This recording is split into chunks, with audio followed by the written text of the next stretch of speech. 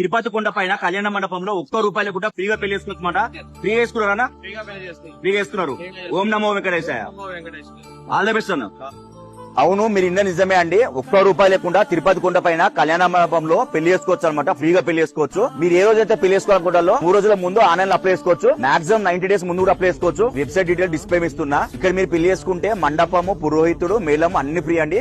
పూజ సామాన్ ఒకటి మీరు తెచ్చుకోవాలి. పూజ సామాన్ ఏం తెచ్చుకోవాలని డిస్ప్లే ఇస్తున్నా. రూల్స్ వచ్చేసి పెళ్లి కొడుకు పెళ్లి కూతురు ఆధార్ కార్డులు, పెళ్లి కొడుకు అమ్మ నాన్న ఆధార్ కార్డులు, పెళ్లి కూతురు అమ్మ నాన్న ఆధార్ కార్డులు, మొత్తం ఆధార్ కార్డు పట్టుకోవాలి. ప్లస్ పెళ్లి కొడుకు పెళ్లి కూతురు బర్త్ సర్టిఫికేట్, SSC సర్టిఫికేట్ పట్టుకోవాలి. ప్లస్ ఇద్దరు తహసీల్దార్ నుంచి అన్మ్యారీడ్ సర్టిఫికేట్ పట్టుకోవాలి. ఇన్ కేసు అబ్బాయి గానీ అమ్మాయి గానీ ఎవరైనా పేరెంట్స్ లేకపోతే ఆ పేరెంట్స్ వాళ్ళ డెత్ సర్టిఫికేట్ ప్లస్ గార్డియన్ పట్టుకొని రావాలి. ఇప్పుడు చెప్పిన డీటెయిల్స్ అన్ని మీరు ఆన్లైన్ లో సబ్మిట్ చేసిన తర్వాత ఒక సెట్ జిల్లా తీసుకొచ్చి ఇక్కడ ఇవ్వాలి. ఇక్కడ పెళ్లి చేసుకోవాలంటే మాత్రం అబ్బాయి అమ్మాయి హిందూస్ అయి ఉండాలి. అమ్మాయి ఏజ్ 18 years ఎబో ఉండాలి. అబ్బాయి ఏజ్ 21 years ఎబో ఉండాలి. ఇక్కడ పెళ్లి చేసుకున్న తర్వాత పక్కనే మీకు సబ్ రిజిస్టర్ ఆఫీస్ ఉంటది.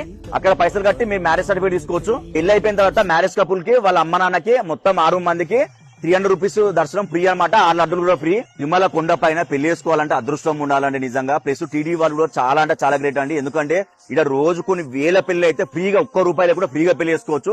చాలా గ్రేట్. అడ్రస్ వచ్చేసి శ్రీవారి సేవ సదన్ 1, 2 బిల్డింగ్స్ ఉంటాయి కదా, దాని బ్యాక్ సైడ్ ఉంటది. ఎవరైనా చెప్తారు కళ్యాణ మండపం అంటే. చాలా మందికి తిరుపతి కొండ పైన పెళ్లి చేసుకోవాలి ఉంటది. ఫ్రీ అని కూడా వాళ్ళకి తెలియదు. సో కొద్దిగా ఇన్ఫర్మేషన్ వాళ్ళకి షేర్ చేయండి, ఎంతో ఉపయోగపడుతుంది. ఓం నమో వెంకటేశాయ.